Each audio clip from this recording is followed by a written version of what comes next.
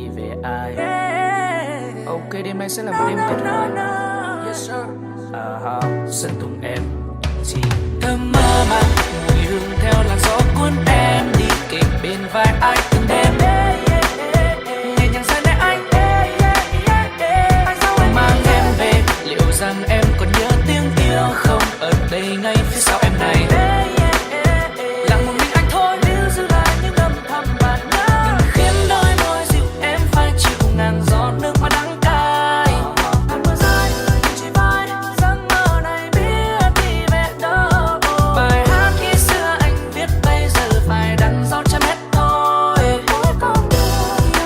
Anh xin một điều ước cho em bình yên vững vàng. Anh mau tàn trên cái màn bóng ai sẽ muôn ngàn nước mắt rơi tràn. Dẫu đã bị khép tình buồn này em biết đi về chốn đâu. Khuôn mặt đang thương tâm thật neo ngồi nỗi đau khóc còn nắng cay. Em đã chọn chính em đã chọn rồi là nơi ấm tình anh không thấm biết ai còn nhớ ai. Khuôn mặt đang thương cánh hoa u tàn. Em không phải em mà anh thì không phải em mà. Khuôn mặt em yêu vẫn tên nhưng lại cảm xúc đã qua để phai mà. Nơi đâu cho anh cảm xúc thăng hoa, nơi đâu anh nhìn khoảng cách đôi ta không ra đâu chắc cho em nhận ra một con người đến từ hôm qua. Em sẽ đang ở nơi nào, nó sẽ mang em đi đến nơi nào, để nhớ anh kia ở nơi nào, nó cho em lang thang đến nơi nào.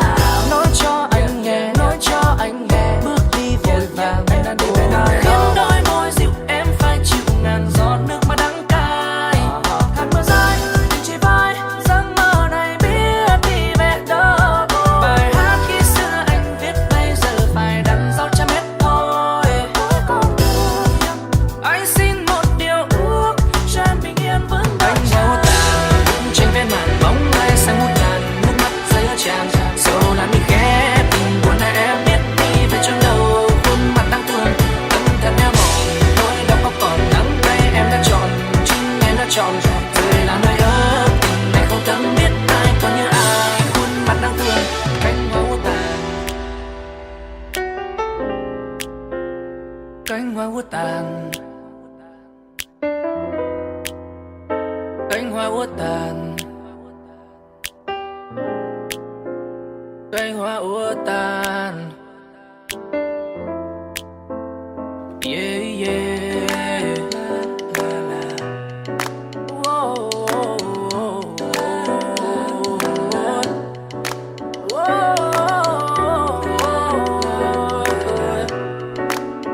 yeah yeah yeah yeah.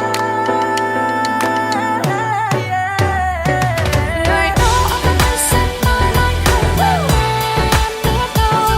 Ngày đó anh mới xếp mai anh không về em nữa chứ. Ngày đó anh mới xếp mai anh không về em nữa đâu. Và đã cho tôi nhớ có không biết bao nhiêu. Ngày đó anh mới xếp mai anh không về em nữa đâu. Làm sao anh mới xếp mai anh không về em nữa chứ. Ngày đó anh mới xếp mai anh không về em nữa đâu. Và đã cho tôi nhớ có không biết bao nhiêu.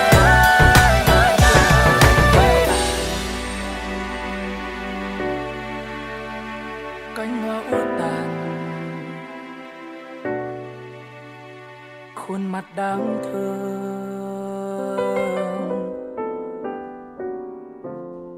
Oh, oh, oh, oh.